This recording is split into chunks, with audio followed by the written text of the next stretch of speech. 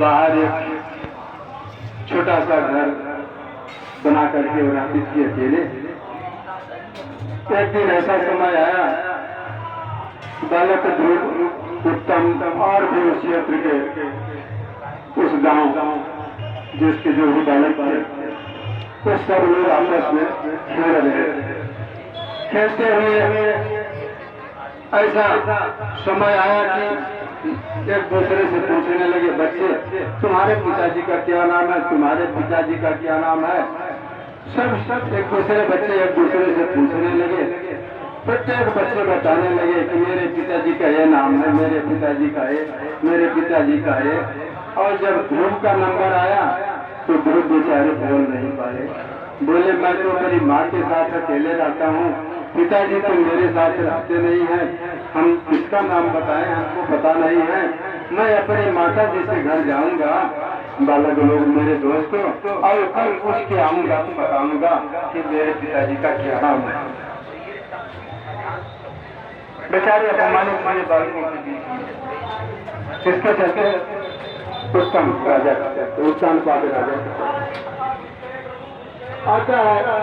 बालक जब रोते रोते सशक्ते हुए मैया मैया मैया सुनती ने सोचा फिर बालक झगड़ा किया होगा, मार पीट दिया होगा। बेटा किसने मारा तुमको, कौन मारा है? तो मैं उसको बताते हूँ, उसकी खबर लेते हूँ, जरा बताओ तो। जो बोला, मैया मारा मारा कोई नहीं है। सब बच्चे लोग एक दूसरे के पिता का नाम पूछने लगे तो सब बच्चे लोग बता रहे थे, लेकिन जब मेरा नंबर आया मुझसे पूछा गया कि तुम्हारे पिता का ध्रुव क्या नाम है, मैं कुछ नहीं बताया और मैं बालकों के बीच में अपमानित हुआ। इसलिए मुझे बड़ा अपमान लग रहा है मैया, मुझको बड़ा दुख लग रहा है। मेरे पिताजी का क्या नाम है माता, तुम बताओ। मैया सुनती क्या कहे, बालक जैसे रो रहा है बेचारी वो भी रोने लगी। हे बेटा, तुम्हारे पिताजी तो कैसे बताएं क्या नाम है तो इसी धरती पर राजा भी है, लेकिन अपमानित करके हम लोगों को घर से निकाल करके झोपड़ी में हम लोग रह रहे हैं। उनका नाम क्या बताना है, बताना चाहिए बेटा। कोई फायदा नहीं होगा, अगर नाम जाना है तो अपने सच्चे पिता का नाम जानो, जिन्होंने तुमको जन्म दिया है, जिन्होंने तुमको मानव शरीर का अवतार दिया है और हमारे घर में भेजा है। तो सत्य नकली पिताओं का नाम जान करके तुम क्या करोगे? जो सच्चा परम पिता परमात्मा है उसका नाम तुमको मैं बताती हूँ, उसका नाम बता देना, मेरे पिता यह है। ध्रुव बेचारा बोलने लगा, मैया बताओ असली पिता मेरे कहाँ हैं? हम जाएंगे उनके पास, उनकी गोदी में बैठेंगे। सब बालक लोग जाकर अपनी माता की गोदी में बैठते हैं, अपने पिता की गोदी में बैठते हैं। मैं तो तुम्हारी गोदी में बैठता हूँ, दूध भी पी लेता हूँ, लेकिन पिताजी की गोदी में मैंने आज तक कभी बैठ नहीं पाया। माँ, मैं तो देखा भी नहीं किस तरह से मुझे मेरे पिताजी। ध्रुव को बेचारी क्या करे, सुनीति किसी तरह से चुप करने लगी और अंत में बताती है कि तुम्हारा परम पिता परमात्मा तुम्हारा सच्चा पिता है। यहाँ के पिता तो महाराज उत्तानपाद है, पर तुम वहाँ जाओ, तुमको गोद में नहीं ले रही। बोला ध्रुव, नहीं भैया मैं जाऊँगा, मेरा पिता मेरे पिता है तो मुझको गोद में जरूर लेंगे।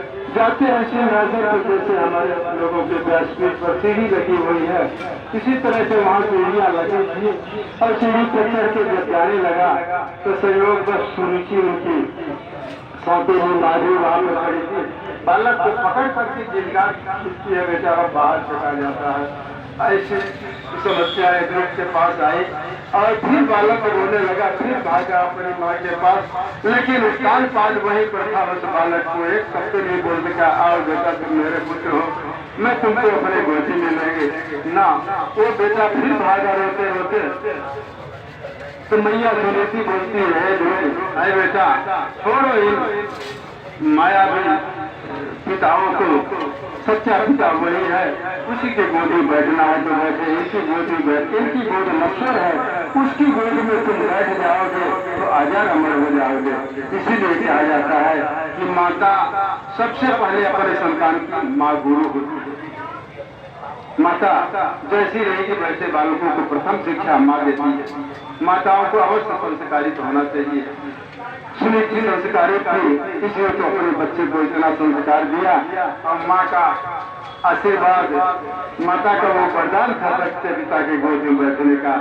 और एक ऐसा समय आया कि जो सुरुचि का पुत्र था उत्तम, वह आखेट में गया, जंगल में मारा गया।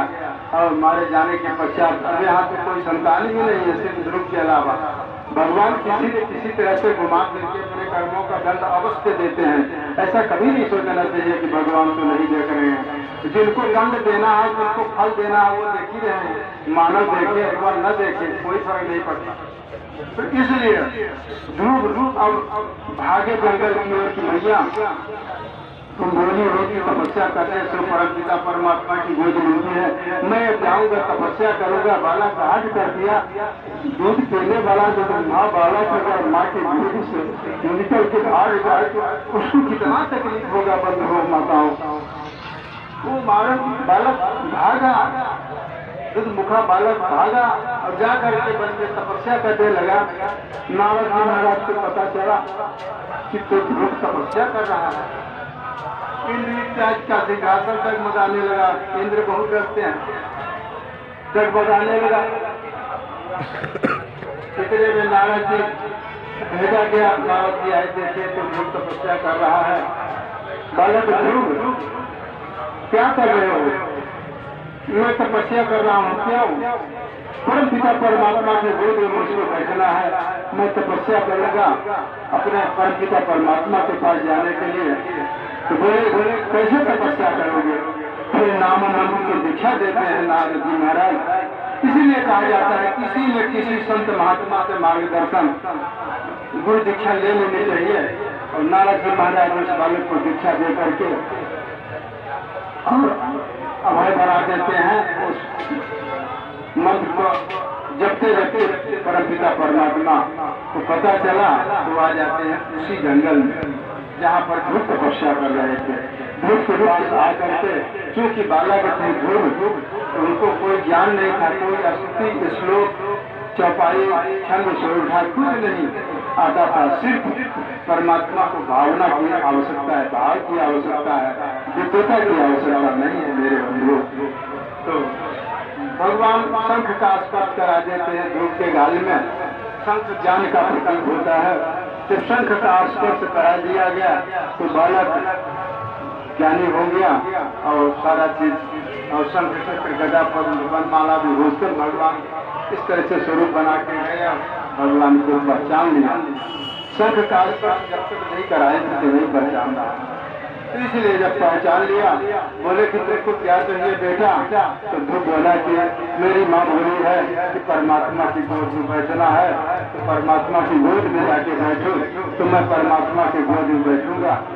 भगवान बोले चलो ठीक है, तुमको मैं अपने गोद में बैठाऊंगा, वहाँ ले आकर के अपने लोक में तुम अभी जा करके अपने पिता के सिंहासन में बैठो, यहाँ का राज्य कर लो, यहाँ की भी गोद तुम प्राप्त कर लो, इस पिता की भी गोद में बैठ लो। फिर हमारी गोद तुम्हारे के लिए सदा खुली है। जब तुम्हारा समय हो जाएगा तो मैं बुला लूंगा और अपने लोक में आ जाना।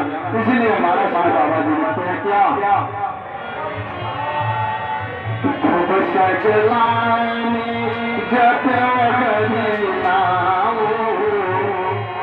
सगलान जप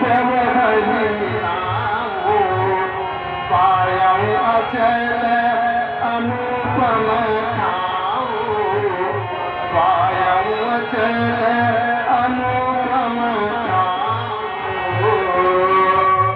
इस तरह से भगवान भोलेनाथ बोले हे देव नाम के जब से भोले ऐसा अचल राज्य प्राप्त किया गया, अमित हो गया है।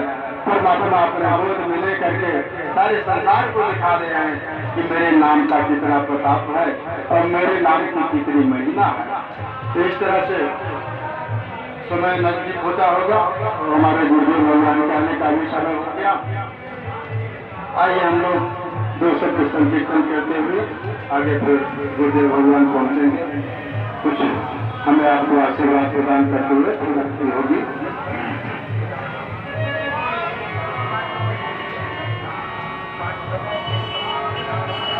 मीराबाई ने नाम का जप करते करते कैसे बढ़िया भगवान ने किसी को प्राप्त कर दिया। हाँ?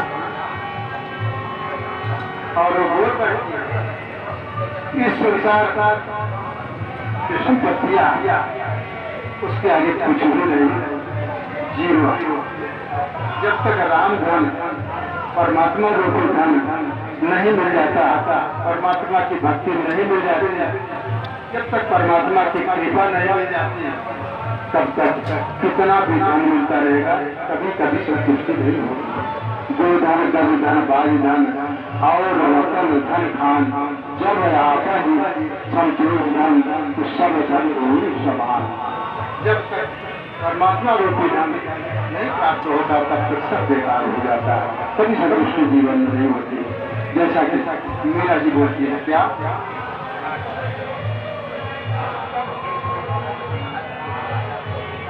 पायो जी मैंने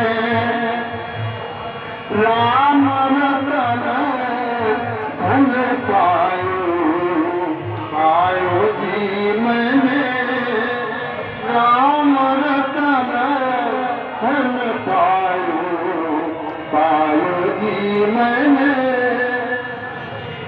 कहाँ से मेरे सदगुरुदेव कहते नाम मंत्र की दीक्षा हे देवी पार्वती गुरुदेव भगवान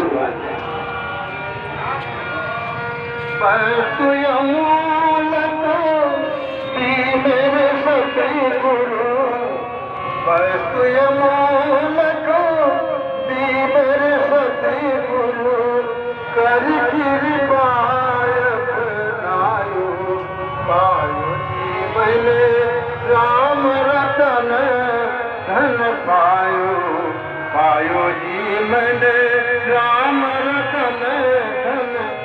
बोलिए सदगुरुदेव भगवान की, जगत गुरु शंकराचार्य स्वामी श्यामानंद सरस्वती जी महाराज की। गुरुदेव भगवान पधार गए हैं। आइए हम लोग गुरुदेव भगवान के आशीर्वाद वचन को श्रवण करते हुए इसके पश्चात कीर्तन एवं आरती का आनंद लेंगे।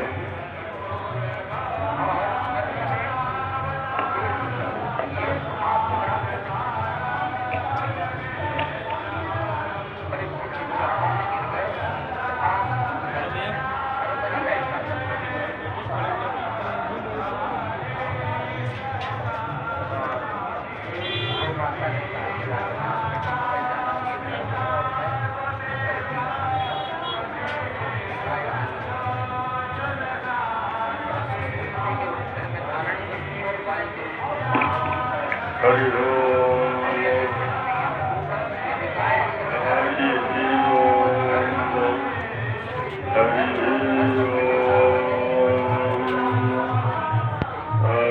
कुछ छोटा छोटा करके बनाइएगा ताकि फिर बीच में काट करके फिर से छोटा छोटा